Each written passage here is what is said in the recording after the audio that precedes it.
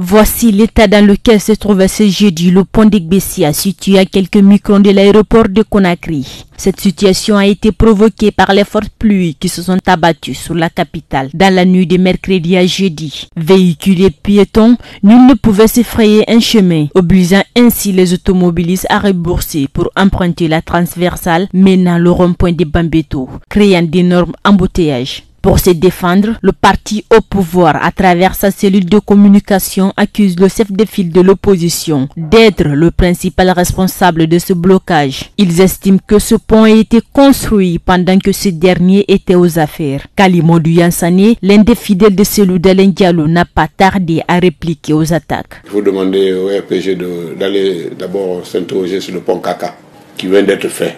Si vous ne pouvez pas nettoyer la route, le moindre effort, c'est d'enlever les saletés. Une fois par mois, ou au moins une fois par trimestre, ou pendant la saison des pluies. Tous les plans de ces ouvrages-là sont au ministère de TP.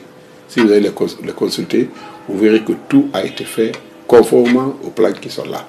Les appels d'offres ont été faits, les entreprises sérieuses ont été recrutées. Mais on ne peut pas construire une route pendant 15 ans. Vous n'enlevez pas les saletés, vous volez les couvercles, et puis on demande à celui qui a construit il y a 15 ans que c'est lui qui devait être là pour nettoyer, pour curer le fossé. C'est pas honnête. Si vous allez tout de suite, vous verrez des vieux pneus, des chiffons, des vieux matelas, toutes sortes de saletés qui sont à la rentrée de l'eau. Mais si vous allez à mer, nous avons une sortie là-bas de près de 8 mètres de large avec une profondeur de près de 3 mètres qui sert à évacuer toutes les eaux qui viennent de ces endroits-là. Les eaux qui quittent jusqu'au camp Kalfaya, qui passent au niveau de la zone aéroportière, qui passent sous la piste et qui vont déboucher en mer. La partie dont vous parlez, là-bas les eaux passent sous les Somkag et autres et qui va aussi déboucher au même endroit. Toutes les eaux de là-bas traversent la piste pour aller en mer. C'est un travail qui a été très très bien fait.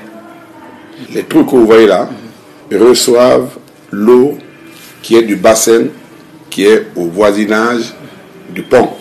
Mais les eaux qui quittent le camp Alpha Yaya passent par une autre canalisation qui passe à côté de la mosquée, une mosquée qui est à côté de l'aéroport là-bas, qui passe par là-bas et qui débouche derrière la piste.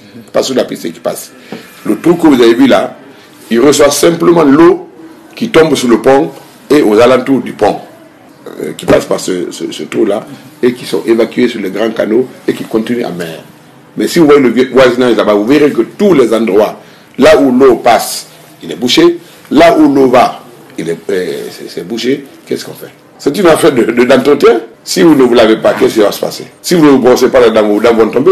Mais il suffit simplement de nettoyer. Ce n'est pas l'entreprise qui construit une route qui va continuer à la nettoyer pendant 15 ans.